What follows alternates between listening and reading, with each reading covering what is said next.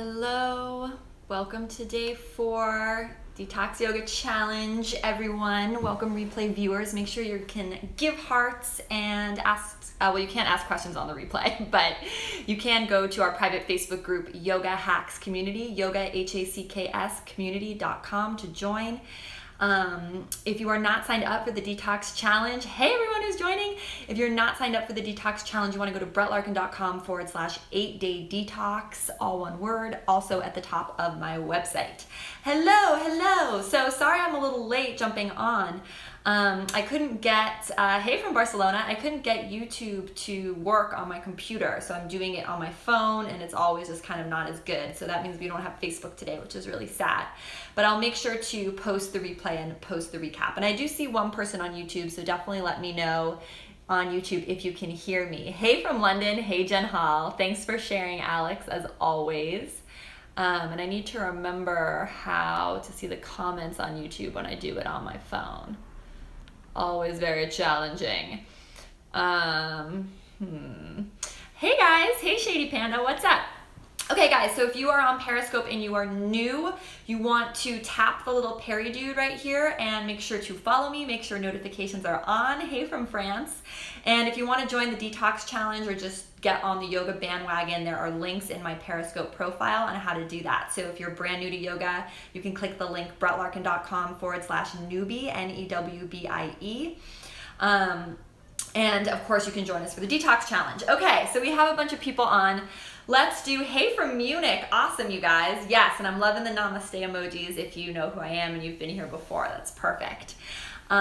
So quick accountability check. Where are we with the challenge? So everyone put a 1 in the chat. Actually, no, sorry. I messed this up earlier in the week. Put a 4 in the chat. A 4 in the chat for day 4. If you have done day 4 or if you were planning to do day 4 later, if you're like on board. Whoa, tons of 4s. Awesome, you guys. Oh my God, I love it. This is so cool. And I still can't figure out how to see comments on YouTube since I'm on my phone, but, oh, hey, from France, I got it, Sophie, thank you. Okay, cool, awesome. All right, so we are going to be talking today about a little bit, I don't have Snapchat, people keep asking me. It's Larkin Yoga TV on Instagram and all my other social media handles if you want to hang out.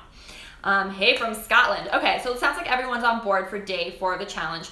Now, why don't you guys let me know how far you made it in day 4. Again, the purpose of why we do this is not to like really get into a peak pose, like the peak pose is just for fun, right? It doesn't matter how far you got, but I'm just curious, just for fun, like without judging ourselves, how many people made it all the way into mermaid pose? Put mermaid in the chat if you made it to mermaid. Put king, K-I-N-G, in the chat if you made it into king pigeon. And then I want you to put just hip stretch or like hip in the chat if you just decided to like do the hip stretches and that's it, which is totally cool. Wow, so weird. We have lots of trolls today. Something like a mermaid, a little bit. Okay, hips, yeah. Yep. And you can just do the hip stretches and it's just as good, right? Cool. Yeah, and it's interesting how the two sides are so different, Molly. That's a really good point. Like, oh, you used a block as modification. Cool. Yeah, so the big thing I want to emphasize from today's class before we move on and talk about detoxing our demons a little bit, which I thought would be like a fun bonus thing we could do today, was did you guys get how that when you're doing these these back bends in the hip stretch, that you really need to pull up? Like, you know how I said magnetize your knees towards one another? Like, you really need to pull up in order to make that happen and draw the navel in, like you're really sucking up when you're doing these poses through the pelvis. Can I get a yes in the chat if that made sense to everyone? Because if you're looking to start yoga, you want to go to BrettLarkin.com/newbie, NEWBIE. It's also in my Periscope bio. Get my beginner yoga training guide. Yeah, I was really happy when I heard myself say in the video, like how in normal pigeon our energy's down because we're just resting, and that in these back bends and king pigeon and mermaid and stuff like that, our energy's up. because it's like, it's not like we're just heavy in the hips and hanging out and being lazy and then all of a sudden we can do all this cool stuff up here. No, we are pulling up, sucking up. Even if you do have the hip flexibility to be down there, like, it's still not good for your low back. You want to be engaging your core the whole time, so you could so you can really get into the back bends and feel that. Cool. So that was a real game changer for me when I was learning these poses, to think of it that way. So I hope that's helpful for you guys as well. Oh, Georgiana, thanks for the compliment. I'm sorry I couldn't get Facebook. Well, Facebook was working. YouTube on my computer wasn't working. Guys, I feel like YouTube's in trouble. Like, Periscope and Facebook are like mastering the live streaming, and with YouTube, it's still a little bit hard. Okay, so who has questions about mermaid and king pigeon? Otherwise, I wanted to do a little special extra tips for you guys today and talk a little bit about detoxing our demons, which ties into like the journaling we've been doing, and I'm happy to answer any other questions. Yeah, Mester, YouTube's working because I did it from my phone, but I couldn't do it from my computer. So weird, which means I couldn't do Facebook because I only have like one phone. So cool. So throw questions in the chat. Otherwise, give me like a little fun emoji, like a demon or a fun emoji in the chat if you want to talk about like the detoxing the demons thing a little bit more. And someone just asked, do you have tips or poses to open the shoulders to deepen the king pigeon? Yeah, people have been asking a lot about shoulder openers. Letitia, there's a class on YouTube. I love the demon emoji. This is so cool. Or any fun emoji. Letitia, there is a class on twisting impact on the body. Got it, yeah. There is a class, Letitia, called Backpack Saver Shoulder Opener on YouTube. If you type into YouTube, search Backpack Shoulder Opener, and I'll also put it at the top of the private Facebook group, Yoga Hacks, HACKScommunity.com. I'll pin this class. That's a really great shoulder opener class, Letitia. So I'd really encourage checking that one out. And then I have some really awesome shoulder opener classes that show you how to stretch your shoulders with the wall. They're just in my Always Be Stretching paid course, but I'll try to figure out how I can make more of them and put some versions that are also free on YouTube. And that's alwaysbestretching.com if you guys want to check out that course, which is really, really, like, if you want to fast track your flexibility, that's the one to check out. Okay, we got all the demon emojis. This is awesome. Letitia, cool. Yeah, Google shoulder saver anti-backpack routine, Brett Larkin. Type all of that into Google. I'll also put in the Facebook group. So I wanted to, I don't really like it on Periscope and live streams when people read from books, because I feel like it gets really boring, because what's more fun for us to chat and interact. But I did want to read a little bit and share with you guys a little bit about this chapter called Naming the Demons. And the book that I'm holding right now is this book, A Path with Heart. I talk about it in my YouTube video about, and if anyone on Periscope wants to take a picture of this and share it, this would be a good little photo op. Oh, you found it, perfect. So this book I talk about in my favorite yoga books video on YouTube, and he has a whole chapter here called Naming the Demons, and I think this really ties into what we're doing with naming that voice in your head and writing what that voice is saying down so you become aware of it. How's everyone doing on the journaling, by the way? Are we still on track? Give me a 1 if you are, still liking it, on track, and give me a 2 if you're sort of struggling to keep it up. It's on your wish list. Okay. Yeah, and then here are some of the things I wanted to read from this for you. But it says, in ancient cultures, shamans learned that to name that which you feared was a practical way to begin to have power over it. Okay, I'm going to say that again. In ancient cultures, shamans learned that to name what you feared was a practical way to begin to have power over it. So I think it can be confusing for people, and give me hearts on Periscope if you agree. But it's like, oh, we want to detox this voice, but we're going to pay a lot of attention to it and write down everything it says. It's like, yes, we're going to do that, but that's because we're reclaiming power, right, by doing that. Because when we name the voice, when we write the voice down, when we become aware of it, we begin to have power over it. And people who are saying they've been slacking on the journaling, like, it's really hard. It's really hard to write down all these thoughts, all the time. So don't be hard on yourself. Even if you're just doing it like 25 or 50% of the time, you're still getting a lot of the benefit from it because you're adding in awareness that wasn't there before. So again, don't beat yourself up if you're not doing it 100%. Just keep doing it. Keep doing it these 8 days. And you're going to be able to name that voice. Hey, Soul Star Medicine Girl. I'm going to come to your house on Saturday. Get ready. Okay, and YouTube saying you skipped it. Okay, cool. Oh, you're with Mari? No way. That is too fun. Hey, Mari. There's some very powerful people on this scope, guys. So thanks for all the hearts. Okay, so you've been squashing it as it comes up. Yeah. Oh, give her so much love for me. Okay, so naming our experiences is the first step in bringing them into wakeful, conscious attention, the book says. So do you agree, you guys, that that's what we've been doing this whole week with the Detox Challenge, right? We've been doing our journaling, and we've been, like, this is what he's talking about, naming the experience. Yeah, Alex, you say yeah. Awesome, you guys. Cool. And then he says, remember, the practice of naming is much simpler than that. It's just the simple acknowledgement of what is present. So we're seeing the voice come up, we're writing it down, and that is how we are releasing, right? It's a detox to release, okay? Yeah, it's scary. And yeah, so, this part starred. We are taught in this culture that if we can grasp enough pleasurable experiences quickly, one after the other, our life will be happy.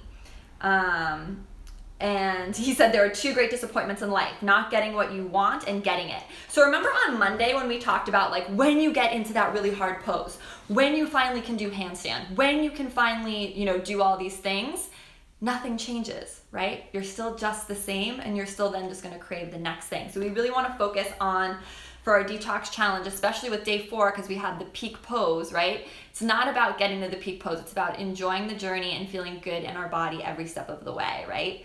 So let's just get a final, yes and hearts on the screen if you agree with that.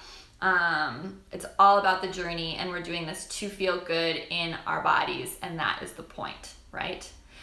So those are some bonus tips for you guys about the Demon Detox. I will also post these in the private Facebook group.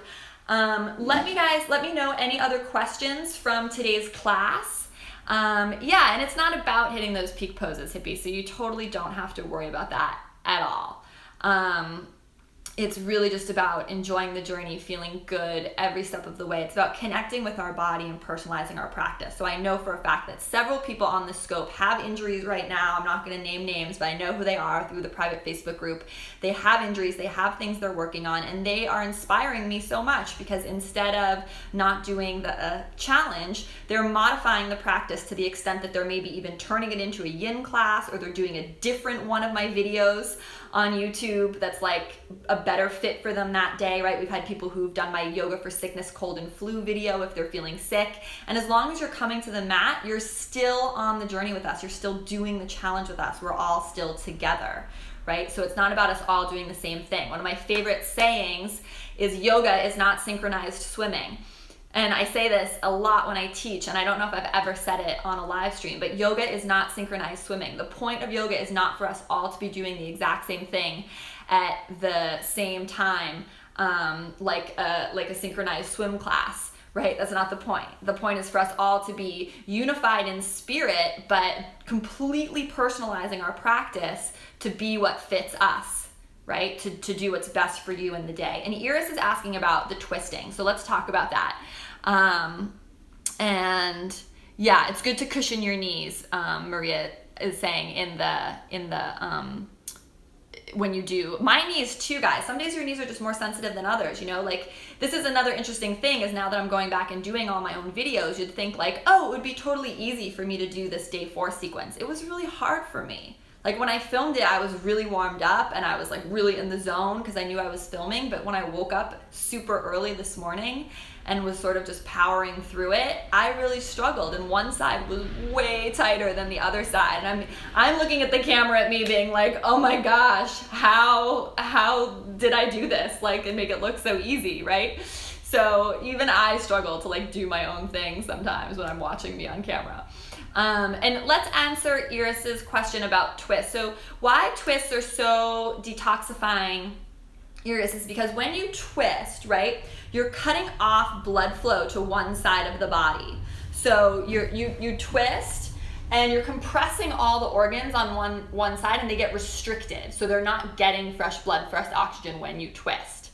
And when you then come out of the twist, it's like fresh blood, it's like those organs are refreshed. So it's like this squeeze and soak analogy, if that makes sense. You cut off blood flow to the organs and muscles when you twist, right? And then it refreshes. Sorry, I'm not doing a good job explaining. It's hard on live chat with all the comments. So what that does is it really helps you detox, literally, because you cut off blood supply, which means that the organs, the muscles are not receiving like oxygen and blood. And then when all the fresh blood and oxygen rushes in, Jen, squeeze and release, or I call squeeze and soak. Yeah, like squeeze, release. It's helping like pump those toxins. Literally, think of like wringing out a dish rag. You know, I don't have a rag near me, but you know when you have a rag and you're like, or a towel and you're getting the water out of it and you're twisting it, that's what you are doing to your internal organs when you twist, okay? Does that kind of help make sense as a way to think about it? So if you're feeling like, whoa, there's a lot of, and you know, sometimes when that happens, the toxins are now like still in your body, right? Because they need to go somewhere. So like, I know, again, I won't name names, but people in our private Facebook group have said like maybe they need to go to the bathroom more often or like stuff like that, right? That's totally normal because all of a sudden you have all these toxins just kind of released and now they need to exit. So really good idea to drink tons and tons and tons of water as we do our detox challenge. And if you're not getting that dramatic a detox, that's totally normal too, right? Like if you have a daily practice, like Jen is a super strong practitioner. I know she's also a teacher. Like for me, it totally varies, right? So people are going to have different reactions to the practice depending on how often they practice, where they are in their life right now, what's going on in their particular situation. I've also had people in the Facebook group ask and talk about like why they're like, I'm not getting emotional, and other people are like crying and having a lot of emotions in yoga practice. We talked about that in day 2, right? Like if you're not having a super emotional reaction to your yoga practice, there's nothing wrong with that either, right? Everything's unfolding in its own time. Again, yoga isn't synchronized swimming, so it's going to really affect us differently as different people at different points in our life, right? So the person who's not experiencing a lot of emotional reaction from their practice right now, in like 6 months from now or 12 months from now, maybe they'll be on the mat and like sobbing, right? We don't know. It's just, it's unique and personal. So just because someone's having an experience in the group or with the challenge doesn't mean that needs to be your experience as well. And let me just look on YouTube. We have,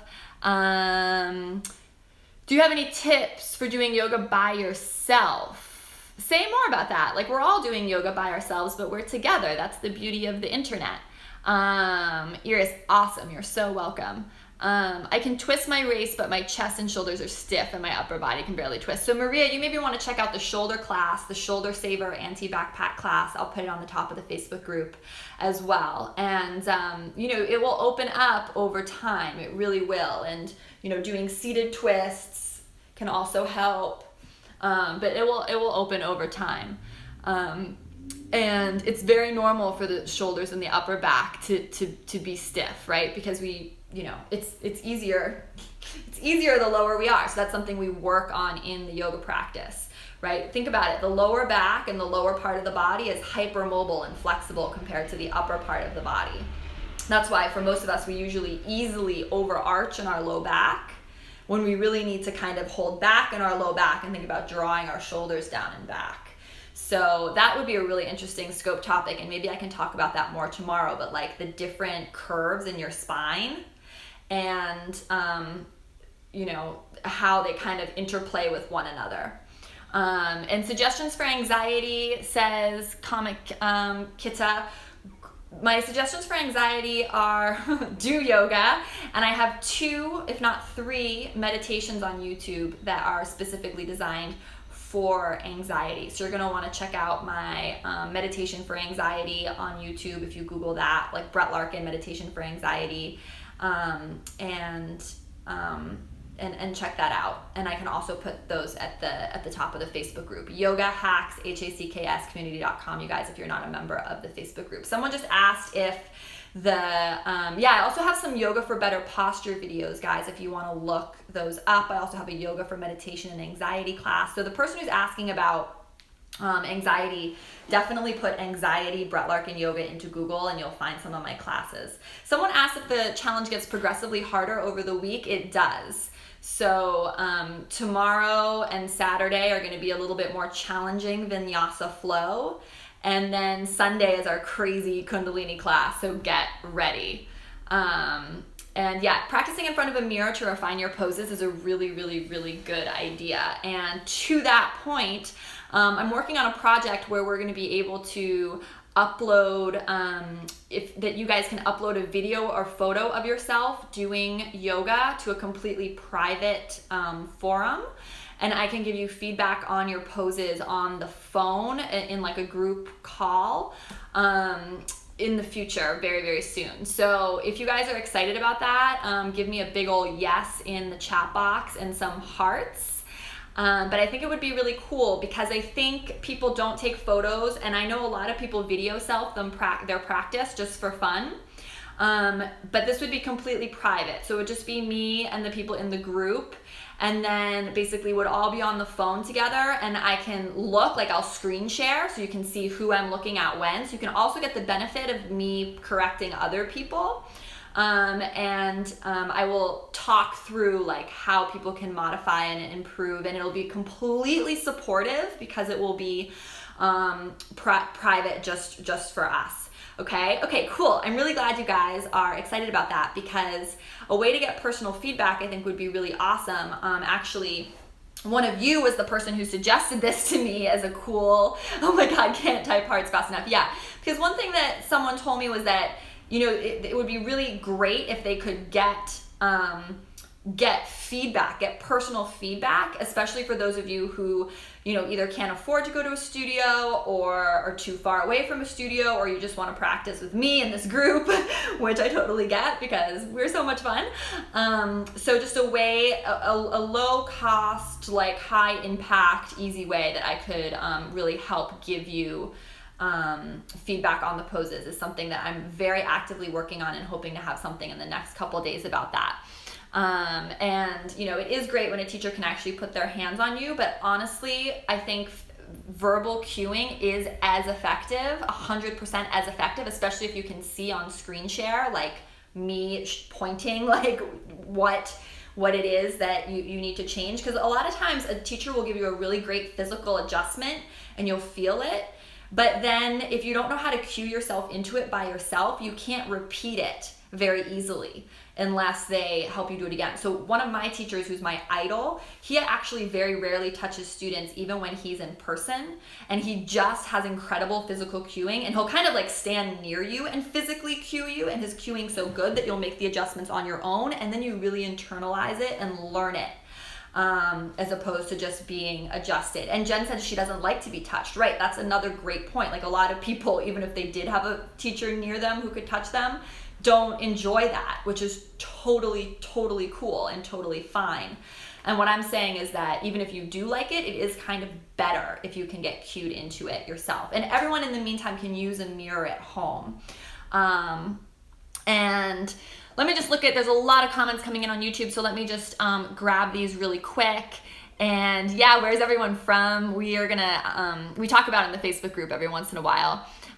You couldn't do mermaid or king pigeon, but what are some other, okay, so Selena, I would repeat day 4 video, because I don't have any video on YouTube that's gonna prep you for king pigeon and mermaid, as well as the day 4 video is going to, because it's super sequenced. So what I would do is I'd maybe do another class on YouTube if you wanted like a longer practice, and then do day 4. and you'll get there. Okay, so just keep repeating day 4 and you will get there. Combo it with like my hip emergency routine on YouTube or some of my other classes on YouTube, and you'll get there. And Claudia, thank you. Backbends, any suggestions? Guys, my other favorite part of this class when I did it myself this morning was like when we did the back bends and I had you lengthen your tailbone forward, like lift your heels up and then lengthen the tailbone forward in the back bend. Did people like that, and could you feel that? Give me a 1 in the chat. So you come up on your tippy toes in the back bend and then you lengthen your tailbone because you have more space to lengthen the back. Yeah, people are saying 1, yes, that was nice. Yeah. So, and that's really important too, because otherwise when you're in the king pigeon, right, you're going to overarch your low back and you're going to hurt yourself unless you kind of remember that motion. So you can play with that in all your back bends from now on if you want. You can lift the heels, you can re-lengthen the tailbone, and then set the heels back down. So that's a tip. Someone was asking for back bend tips. And oh, good, thank you guys. I'm glad you're excited about the live feedback idea, because I'm really excited about it. And I'm not, I would love to come to the UK. I think that's something I should do, because there's a lot of people that we have in our community out there. I am going to be in Italy, French feel, for my Italian yoga retreat in Florence. There's 1 spot left. So if you're interested in that and you want to come in June to hang out in Florence, make sure to message me. So any of you Europe folks, if you want to practice with me in person, there's 1 spot left for the June Florence retreat. You can get the details on my website, and you can make sure to contact me. And I will come back to Europe hopefully again soon, and I think London would be really fun. Cool.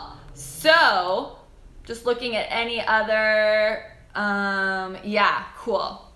And Molly, the meditations are going to get longer and even better as the challenge continues. So I explained this in another scope, but the editors who helped me edit these videos actually made the meditations a little shorter than I had wanted them to be. So I'm going to eventually remaster these classes and make the meditations longer and give you guys a way to get them in the future. So yay! And they are going to get longer as we go forward. So awesome. All right, you guys. Well, I'm going to sign off unless there's any other urgent questions. We will all reconvene tomorrow. Oh, I'm so glad you're enjoying the meditations. Thanks, Alexis. Guys, yeah, it's really exciting to have this community for all of us. You know, yoga is so much about finding the right teacher, and not just the right teacher, but the right community that you really connect and vibe with. And the whole reason I started teaching online was because when I moved to California, to San Francisco, where I now live, I missed my teacher in New York so much. So once you find a teacher and community you really like, it's like the best, and we all just need to support each other and love each other as much as possible. And last quick question about pigeon. Front leg at 90 degrees, are you supposed to bring your calf too close? Okay, so Victoria, we talked about that super in depth yesterday. So what I'm gonna have you do is I want you to look at day 3 live chat on YouTube. And then there's also a video I have called Where to Have Your Shin in Pigeon Pose, and I will put it in the comments, and I'll put it at the top of the Facebook group, Yoga Hacks, HACKS community.com, because it's a great question, and we really dove deep yesterday. So click over in YouTube to video for day 3, and also look at the top of the Facebook group, and I'll put it there again. Okay, you guys? Namaste. Good luck. Day 5 is tomorrow. Then we have the extended weekend practices. Make sure if you're not signed up for the challenge and you're on the scope, you sign up. BrettLarkin.com. BrettLarkin. I love you guys so much. So much love. So much namaste. You inspire me so much. I was super tired this morning, and I got out of bed because I just knew I had to do it for the group. And I struggled through my own class with you guys. It was hard. All right, tomorrow, heart it up for our final moments together, and I'm going to close it down here on YouTube.